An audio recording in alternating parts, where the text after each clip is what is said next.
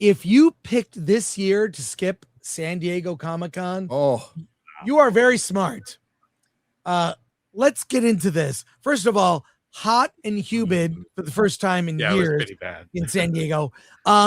San Diego is now cosplaying as LA because there are homeless encampments everywhere. It's crime-ridden and dangerous. You stick to the first few blocks, you're safe, but venture forth. I mean, Alan, you were saying you went back to your car. You were like, "Am I gonna? Is this how I'm gonna is this how I'm gonna go? Is this? Yeah, yeah." But on top of that, a disappointing Marvel Hall H panel. We'll get to that next. But fans are furious, and Hall H has to be fixed. And by the way, I'm glad I'm here because CBS News in San Diego want to be on their show to talk about this. And there are news stories about it. Hall H has to be fixed. Michael Tuck, Ted Leitner. These are old people from San Diego. Yes, I know. I grew up I watching that. I mean, Uncle Ted. We can get tickets for movies a year from now, and I know where my seat is. I can sit in 1 minute before the movie unspools.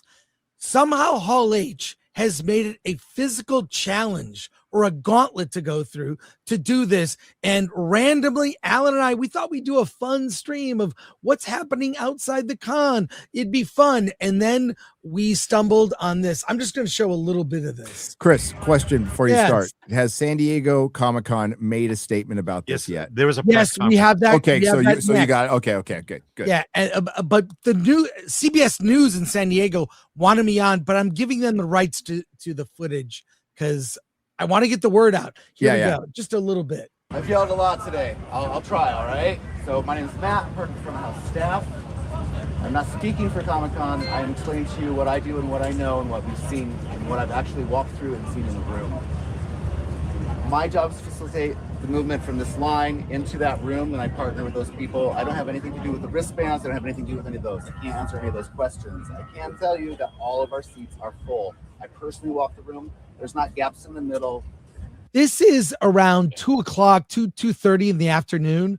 The panel was at 5:30 for Marvel. Yeah, so 3 hours before the panel. Yeah, this is any of that happening. They really are all full. I walked through. Okay. So wait, Chris, who are these people that are in line? I'm just letting you know. Apparently, I have in fact, go to that line. There's a couple reasons why this happened, and it's very fixable. One, many of these people waited 2 days. Okay. And they have rules about how much time you spend in line with your group. You can leave to go to the bathroom and but you have to sit in a line. I don't know why we're doing this. This is also a health issue. You had ADA people, you had people sitting there like it's, why are they doing this to these people? Apparently 2 things happened. One, there were counterfeit wristbands. That happened. 2, it came out Disney or Marvel had 400 VIP guests that took up seats. They didn't tell the people giving out the wristbands. So they gave out more wristbands than there were seats. And as I've explained, it's like the Hunger Games on the Titanic. It's insane. And you'll see, let me move forward a little bit to some of the people that are pissed off right here. And Alan smartly suggested the Trojan dumpster. Yes. 5 people? It is kind of BS. You guys have wristband. I don't have a wristband. I'm not getting in. But if you got one, does that mean you get in? You're supposed to. You're supposed to. It's a guarantee on their website. First seating. Chris inciting the crowd. Okay. It's I'm not getting in. I want you guys to get in. That's kind of BS. I don't think Chris went far enough. Kind of BS. I didn't. I needed torches. I was like, Chris, you got to calm down because you're going to cite a riot here if you keep talking. Who left these pitchforks here? That's weird. Get the story.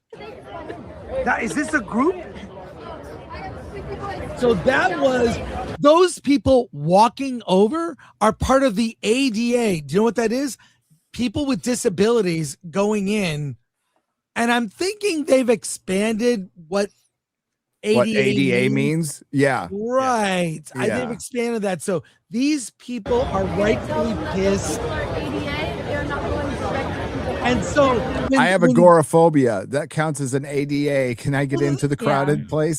So the or people I waiting came in into line, this country illegally. Can I get the people waiting in line saw that group go in, and that incited them even further. I didn't need to do much. You can watch this whole video on our channel. But go to that clip of the lady who explained it all, or don't. Do you want me to go to that? Let me go. Yeah, because she explains exactly what happened. All right. You had an extended. I'll try. All right. So my name is Matt. Keep going. From house staff. I'm not speaking. Why did they bring the this part guy where out? He knows nothing. They Go to bring the this part where guy you're out like, on a I lady don't know talking to anything. you. I'm not associated, but I'm going to tell you what's going on. Keep going. Keep You're going. screwed. Keep going. Yeah, I don't know if you saw the Odyssey. Oh yeah. Keep going. Keep going. Yeah. Keep going. You're not... Keep going. It's here, right here. Wristbands and 8 hours? 9 hours yesterday and 8 hours today. Yesterday we waited 15 hours. What time were you here? Before 7:30. Okay. But what does the wristband say? It says first seating. It's different letters. Look, this one's B. Mine's D. Hers is C. Saturday Other, yeah. So different groups, Saturday first.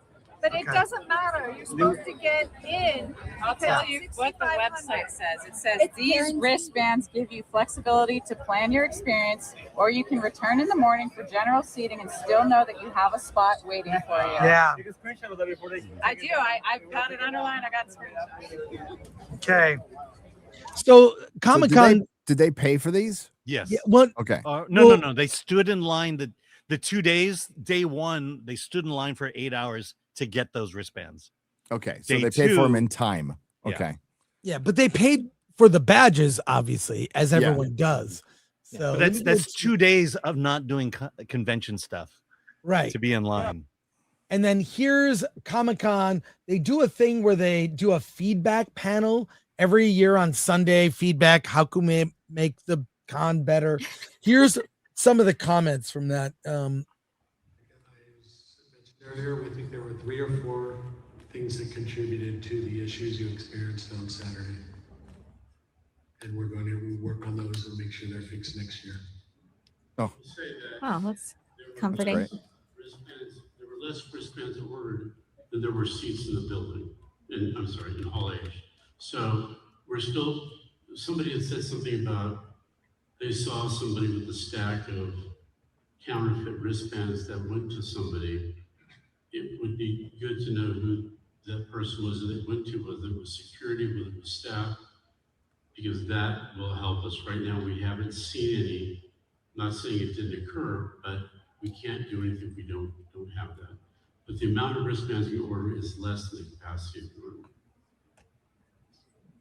So he's saying there that if there were counterfeit wristbands, they don't know about it. They don't know. We think there were 3 or 4. Yeah, so there were counterfeit, and then Marvel just had too many VIP guests. Yeah, that's what I think it was. I think it was comps and friends and family. Yep. And people who knew an usher who's a volunteer that got in. I think there was all that. Yeah, some guy dressed as Deadpool. They let in. Yeah. Yeah, we'll talk about that later. Canadians. But I think this is so fixable. We have this badge that has a chip on it.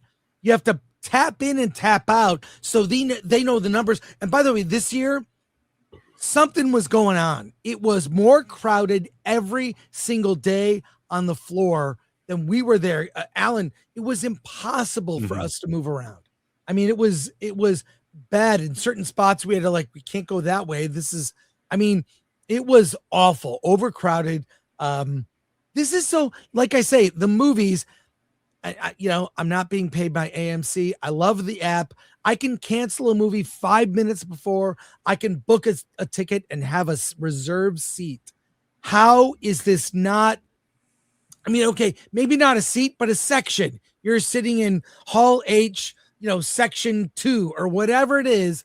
Why can't you do that? Why can't you use the technology we have to make Hall H work?